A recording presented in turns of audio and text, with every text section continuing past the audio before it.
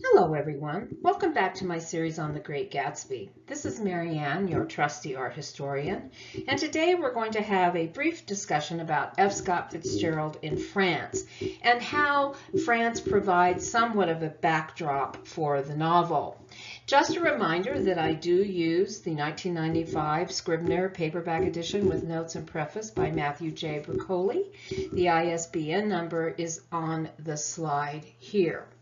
Now today, as I said, we're going to look at F. Scott Fitzgerald's time in France, in southern France for the most part, and we're going to introduce you to a couple of people, the Murphys, and we're going to talk a little bit about how the Murphys might have provided some of the material, or at least a background for some of the material in The Great Gatsby.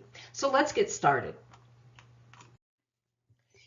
Now in chapter 4, Jordan Baker is giving Nick some background on Tom and Daisy and Gatsby. She tells Nick about Daisy and Gatsby's love affair in Louisville, and then she goes on to talk about Tom and Daisy and what they did after their wedding. It's during this conversation that we learn about Tom's dalliance with one of the chambermaids at the Santa Barbara Hotel, where Tom and Daisy were spending their honeymoon. So it's during this background conversation between Jordan and Nick that Nick really begins to understand even more, although I think he already had it figured out that the first dinner that he had with them, that there was something wrong in the household. But now he's really getting deeper background about Tom's character, and his cheating on Daisy on her honeymoon really kind of sews it up. But then Jordan says that Daisy and Tom had a little girl and went to France. And we read that here on page 82. The next April, Daisy had her little girl, and they went to France for a year. I saw them one spring in Cannes and later in Deauville, and then they came back to Chicago to settle down. And this mirrors, in some respects, exactly what Scott and Zelda did. They met in Montgomery, Alabama, when Scott was a soldier. And just like Gatsby and Daisy met in Louisville when Gatsby was a soldier. So a lot of there's parallels in all of this to Scott and Zelda's life. Because we know that Fitzgerald and Zelda have their daughter Scotty, and then they leave for France. It's a little bit different. Scotty was born in late October 1921, and Zelda and Scott leave for France in May of 1924. But the scenario is basically the same. They get married, they have a daughter, they go to France. So let's take a look at Fitzgerald's time in France. It's important because while the novel was conceived in 1922 and 1923, when the Fitzgeralds were living on Long Island in Great Neck, much of it was revised, and all the edits were completed while the Fitzgeralds were in France and Italy in 1924 and early 1925. So in May of 1924, the Fitzgeralds once again traveled to France. We saw in the last session that they went over prior to their daughter Scotty being born. But now Scotty has been born, and they once again go back to France. And I show you here a page from Zelda's scrapbook that shows the ocean liner postcard as well as a ticket to one of the private rooms at the casino in Monte Carlo. And the Fitzgeralds decided to take a villa in the town of San Rafael on the Riviera near Cannes and Monaco. And I show you a map of that on the right. And then let's just read from The Great Gatsby what Daisy says to Tom on page 20. I looked outdoors for a minute, and it's very romantic outdoors. There's a bird on the lawn that I think must be a nightingale come over on the Cunard or White Star Line. He's singing away. And we know, of course, that nightingales are not native to America. It would have, if there were indeed a living, breathing nightingale over on their lawn, it would have had to have been imported. So, but Daisy's statement, it sounds like something Zelda would say, doesn't it? And of course, the Cunard and the White Star Lines, those refer to the ships that brought all the Americans to France and back again. So what prompted this trip? Well, the Fitzgeralds were always short of money. And even though Scott made a great deal of money by writing articles for magazines such as the Saturday Evening Post, they were very extravagant people with very expensive tastes. They were reckless with money, they were reckless with alcohol, and they were reckless with their own behavior. So they go to France primarily to save money, but they also go because so many other Americans were doing the very same thing. Let me give you some rough statistics. Before the war, the First World War, 15,000 Americans total went to France in a year. By 1925, 400,000 Americans made the journey. The expat community, that means Americans living on a semi-permanent basis in France, grew from 8,000 in 1920 to 32,000 by 1923. And it was largely because you could live cheaply due to the falling franc. The franc was being devalued at the time. Now, Fitzgerald wrote a story titled How to Live on Practically Nothing a Year that was published in the Saturday Evening Post on September 20th, 1924. So he wrote this shortly after their arrival in France, and here is a quote. I am writing now from a little inn in France where I just had a meal fit for a king, washed down with champagne for the absurd sum of 61 cents. It costs about 1/10 as much to live over here.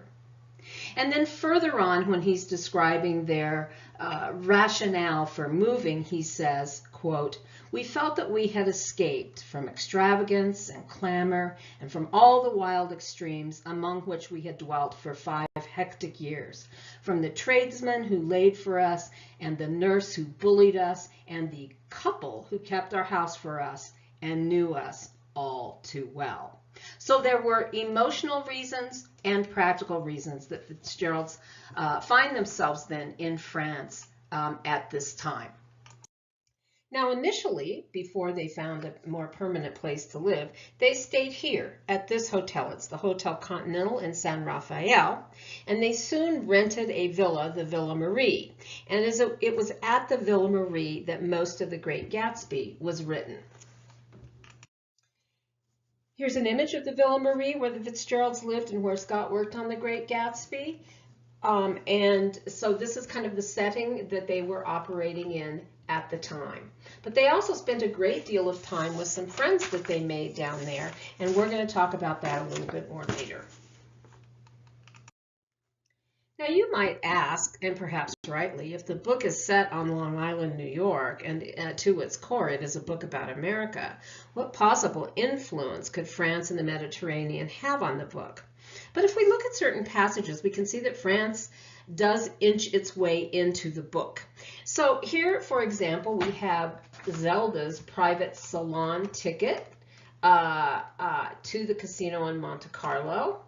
And we can read on page 38 in chapter 2 the following. We're at Myrtle and Tom's apartment in this scene.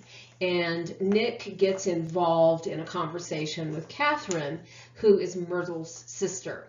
And Myrtle's sister, Catherine, says this to Nick, quote, I just got back from Monte Carlo. Nick says, really? And she says, just last year. I went over there with another girl. Nick says, stay long? And she answers, no, we just went to Monte Carlo and back. We went by way of Marseille. We had over $1,200 when we started, but we got gypped out of all of it in 2 days in the private rooms. We had an awful time getting back. I can tell you, God, how I hated that town. The late afternoon sky bloomed in the window for a moment like the blue honey of the Mediterranean. Then the shrill voice of Mrs. McKee called me back into the room. So Nick has this moment of musing about the blue honey of the Mediterranean. And certainly passages like this were inspired by Scott and Zelda's experiences on the Riviera. And the book, therefore, does reflect it, although it is not a major aspect of the book by any means. It certainly doesn't hold the same place in the book as the architecture and the homes that we discussed in our last session. Now, Here I show you two images. One on the left is the Fitzgeralds, Zelda Scott and their little daughter Scotty, at the Villa Marie in 1924. And on the right we have Gerald and Sara Murphy, also on the Riviera sometime in the 1920s. So it was on the Riviera that the Fitzgeralds meet the Gerald and Sara Murphys. They became extremely close, and the Murphys had really an amazing influence on them. They were lifelong friends. They never stopped really caring for one another.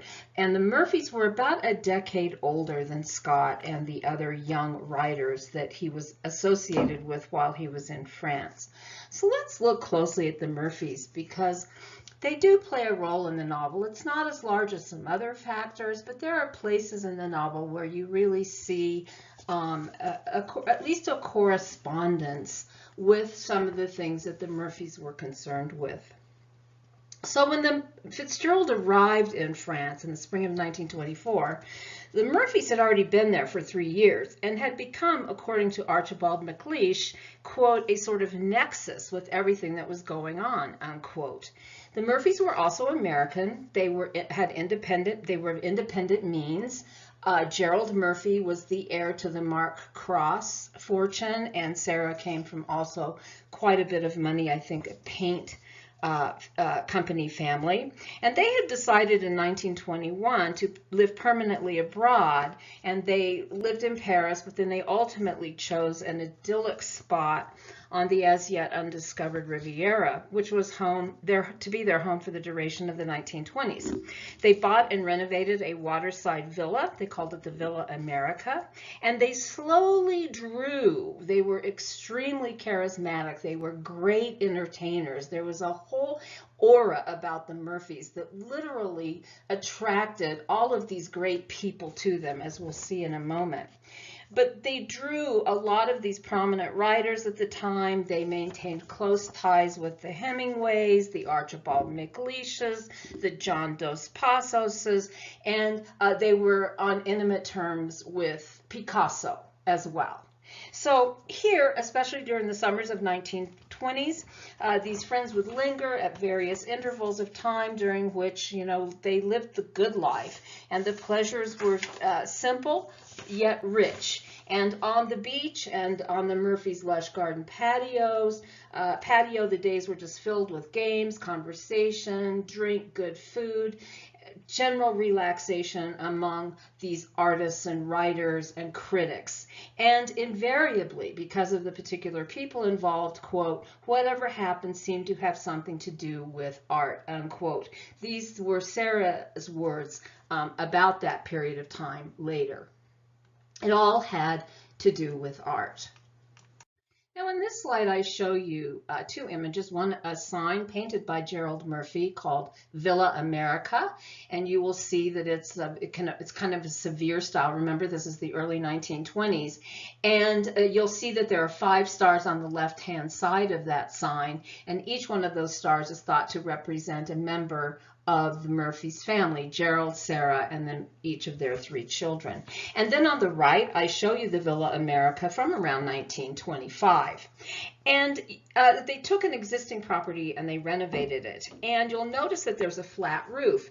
The original home had a peak chalet roof, and instead of keeping that, they modernized it. They flattened it out, in very much the same way that Frank Lloyd Wright took all the gewgaws of, Victorian-inspired architecture. They flattened it out and they modernized the decor. In the inside, the decor was described as very severe.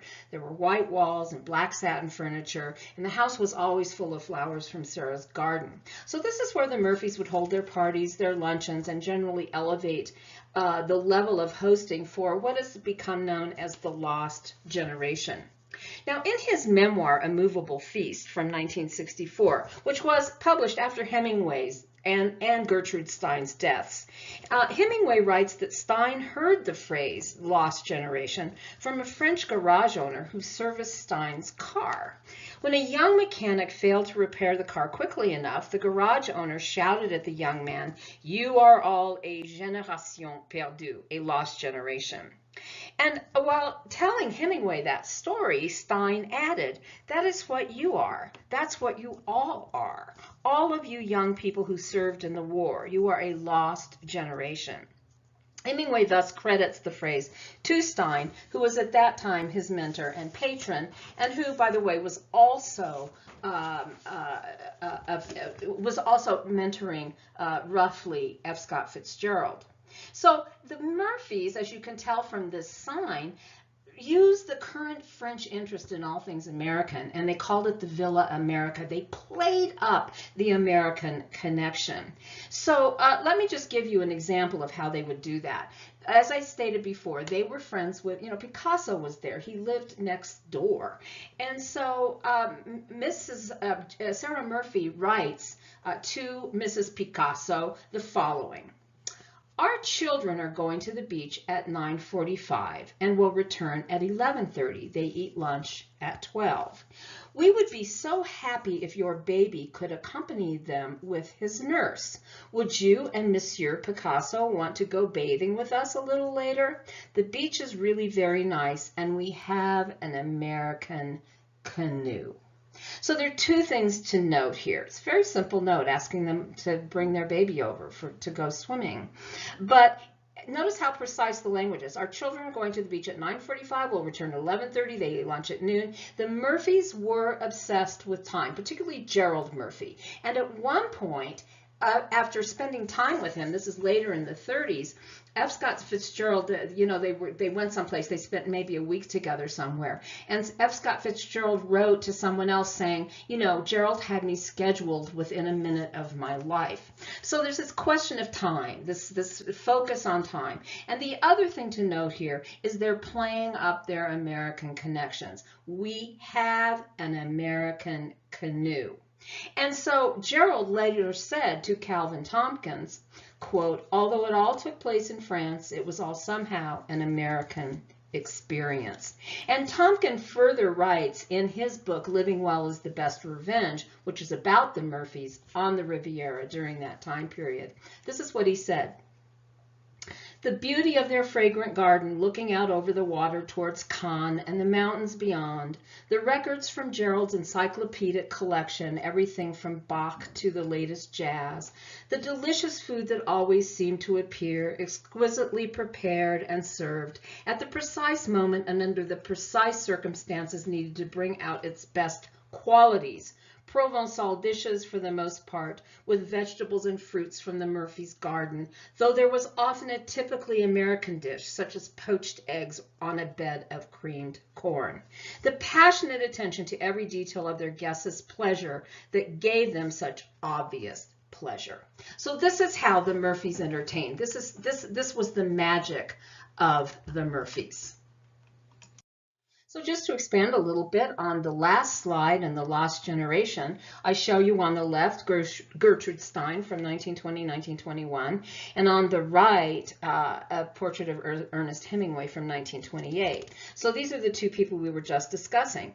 Gertrude Stein, with her brother, was a major collector of European and American avant-garde painters. She collected everyone, and she was a writer herself. So she connected the writers with the painters and sculptors. And we have Hemingway, one of her, the people that she mentored, on the right.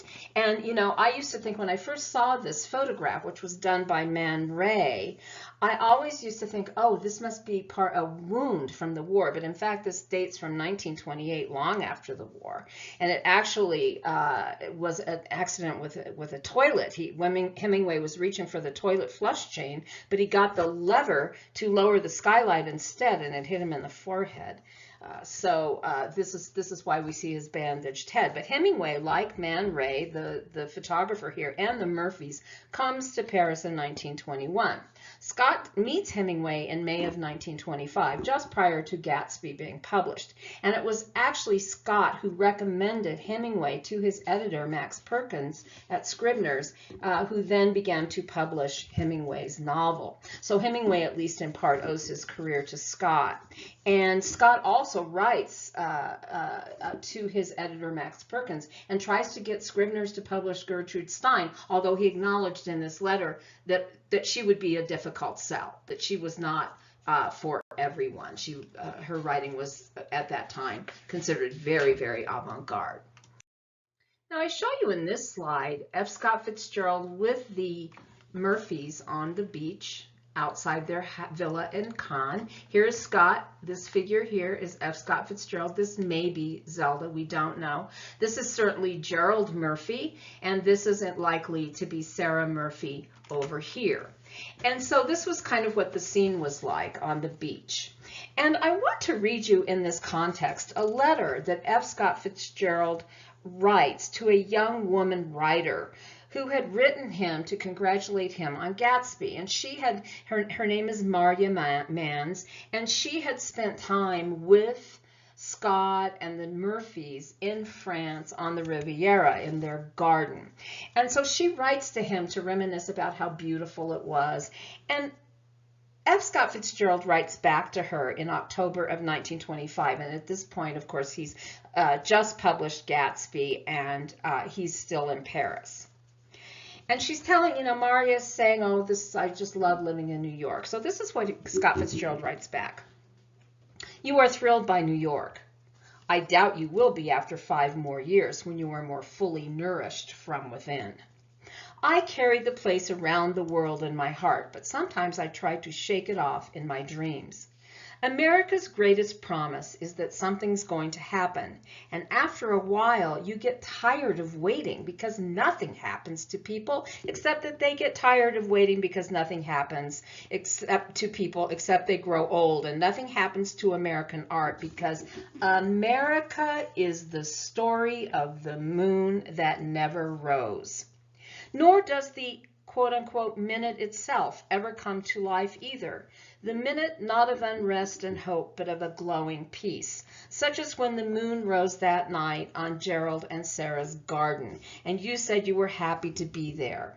No one ever makes things in America with that vast, magnificent, cynical disillusion with which Gerald and Sara make things like their parties. Now, what does this mean? America is the story of the moon that never rose, and nobody makes things in America with that vast, magnificent, cynical disillusion with which Gerald and Sara make things like their parties. Well, first, I believe that what this means is it shows that Scott is, in a particularly negative mood about America, first of all, and that clearly comes out in The Great Gatsby. America is the moon that never rose. We never have that bit of light from the moon to push out the dark of the night, that romantic notion that the moon represents. But the moon does rise in the garden of Gerald and Sara, so nothing done in America could possibly compare to the sense of peace that one gets in Sara and Gerald's garden, because they were able to take their disillusion, a cynical disillusion, and turn it into beautiful, peaceful, glowing parties. Scott says this just after Gatsby is published, and it does not speak well for what he is thinking and feeling about America. So we need to read Gatsby with these kinds of thoughts in mind. America is the moon that never rose. It gives us these high expectations of this romantic life, of this amazing, peaceful, beautiful life that we're all going to have. But then it never rises. That moon never shows up for us. And that, I think, is what this statement means. Now, I said earlier that Murphy was a painter, so I show you one of his paintings here. It's called Cocktail from 1927. And then I also show you a cocktail recipe that was written out in Gerald's hand. And he used to call the cocktails that he would make the juice of a few flowers. So Gerald learned a lot about painting from European avant-garde artists. And I'm not going to go into this in depth now. I may do a separate video on Murphy and the French avant-garde painters. But for now, just know that he did paint, and he was exhibited in Paris, and he only painted for a very brief period of time. I think there's a grand total of 7 known existing works by Gerald Murphy that we have. So these 2 items, the painting and then this recipe for mixed drinks that Gerald used to create for his parties, again written in his own hand, show that the Murphys were very classy people indeed. Person after person, English, French, American, everybody who met them came away saying that these people are masters of the art of living. And writing to Scotty in 1940, this is what F. Scott Fitzgerald says: "I am not talking about natural society women like Mary Harriman Rumsey and Sara Murphy and some others who made their lives into pageants, almost like actresses." So he sees this life that Gerald and Sara are creating on the French Riviera in the 1920s. He sees it like they're putting on a play, like it's a whole performance that they're doing. But for Sara and Gerald, of course, it's real. And again, Scott writes in 1929 from Cannes, he writes a letter to Ernest Hemingway. And speaking of a woman Scott doesn't like, who was a mutual friend of Hemingway's, Scott said, "Incidentally, the Murphys have given their whole performance for her this summer, and I think, though she would be the last to admit it, she had the time of her life." So he considered this act of creating these parties and having people over and creating this lifestyle like a pageant or a play. And this also plays into the Great Gatsby in the sense that that's what a lot of the people in this novel are doing. In a sense, that's kind of what Gatsby's trying to do, and not necessarily coming from the same kind of cynical disillusion that the Murphys were doing it. Instead, Gatsby was very sincere in hoping to attract Daisy to one of his parties. So let's keep talking about the Murphys. So when Gerald was going to make his cocktails, his juice of a few flowers, he wasn't going to serve it on just anything. They had exquisite things. Remember that Gerald was the heir to the Mark Cross fortune, and Mark Cross made watches and imported leather goods. Very, very fine things were to be had from Mark Cross. Beautiful briefcases and luggage, those kinds of luxury goods. So they had these exquisite things. And one night, we know that Scott got drunk and he started throwing some of the Murphys' cocktail glasses over the fence. And the Murphys banned him from their house for 3 weeks. And so we have here on the right an exhibit of some of the actual items that the Murphys had. Here are some cocktail glasses. Here is a cocktail, a pitcher. And notice the stars, just like on the Villa America sign. So everything was just planned to a T. Here was their cocktail shaker, just beautiful kinds of objects that they used in their everyday life. And these are some olive picks olive picks for cocktails that Gerald actually designed himself. You see the M for Murphy and then the G, and they're in this exquisite box. So these are the kinds of things that the Murphys had, and but this love of luxury, this attention to detail, this love of luxury and having beautiful objects and living a certain quality lifestyle. This is also reflected in the Great Gatsby. Here we have 2 images, again from this period. We have the composer, Cole Porter, wearing Sara Murphy's pearls in Antibes. And then on the right, we have Sara Murphy wearing her pearls on the beach. Sara was famous for wearing her pearls everywhere. And she used to say things like the sun, made the pearls healthier. And we have in the Great Gatsby the following quote: "The day before the wedding," Fitzgerald writes of Tom Buchanan, "he bought her a string of pearls valued at $350,000. That's page 80, chapter 4. So this question of pearls, that may have come up again through Sara Murphy's famous pearls. And again, the Cole Porter wearing them while they're on the beach, and her kind of having them draped over her her body on the beach could have been influenced. Could have influenced Scott's use of the pearls and $350,000 pearls, for example. So it's important to note that Gerald and Sara Murphy, I'm talking about them here, but it's also important to remember that they really did play a critical role in Scott's next novel after The Great Gatsby, Tender is the Night, where they served as the inspiration for the novel's main protagonists, Dick and Nicole Diver, who live in a villa on the Riviera. But I think we can still see some of these things that might have played into the novel. So we know that Tom and Daisy were married in 1919. And they adjusted for almost a century of inflation. $350,000 equals around $4.7 million in today's dollar. So it's kind of hard to imagine a string of pearls that would be that expensive. And I wondered, what would what would a set of pearls at 4.7 million kind of look like? Let's see what it might look like. So here's a 1925 Cartier necklace. It's pearls and diamonds. Perhaps with the addition of the diamonds, you might get a pearl necklace to cost $350,000 in 1925 money.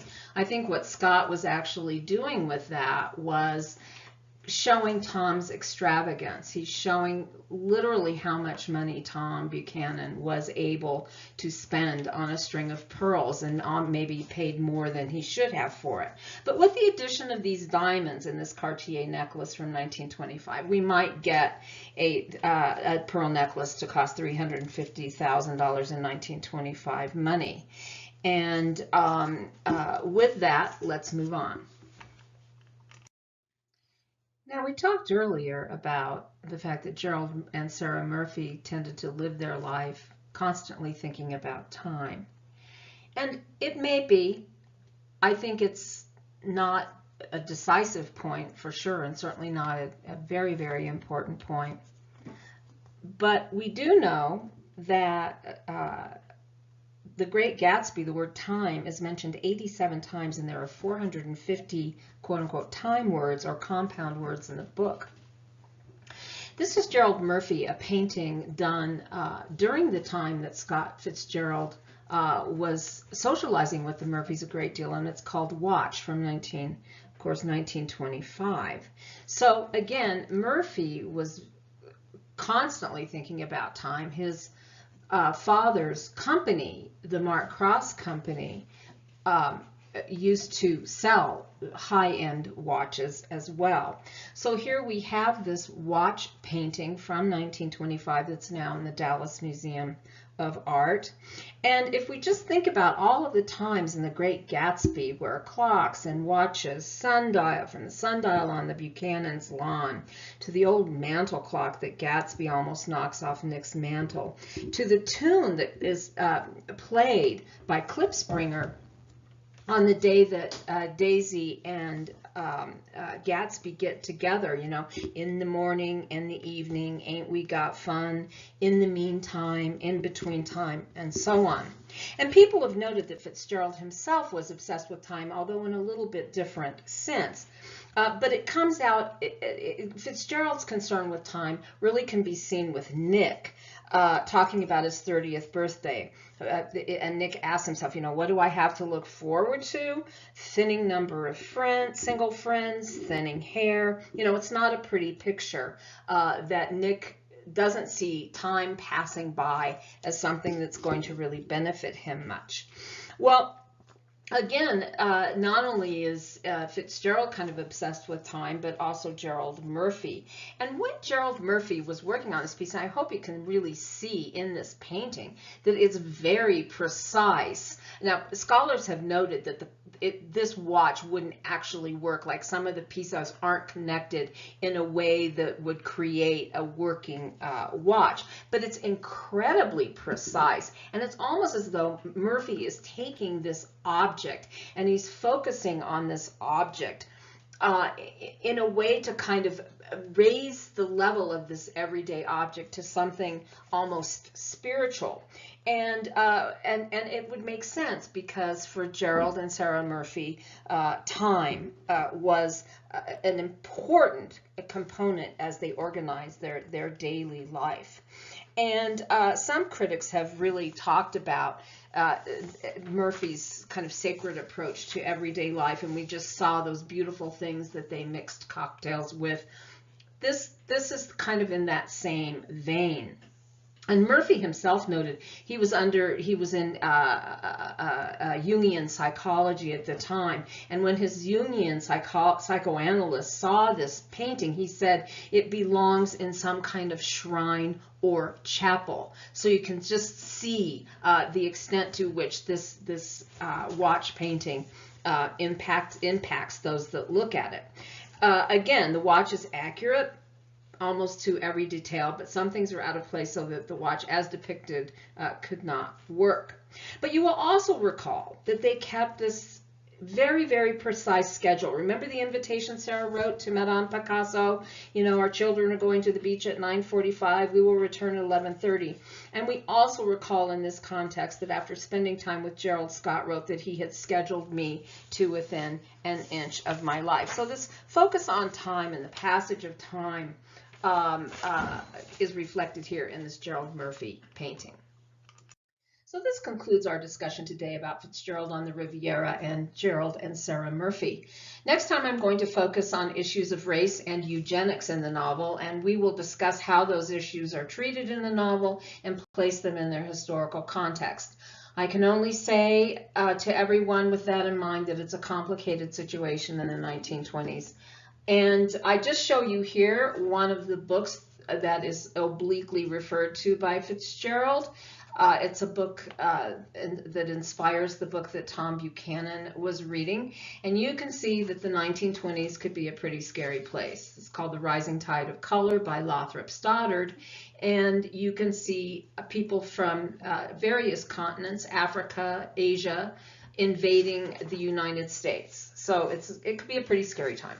So I will see you then, and thank you for hanging in there with me. Please like this video, leave me any comments, and subscribe to my channel so that you know whenever I post a new video. See you next time.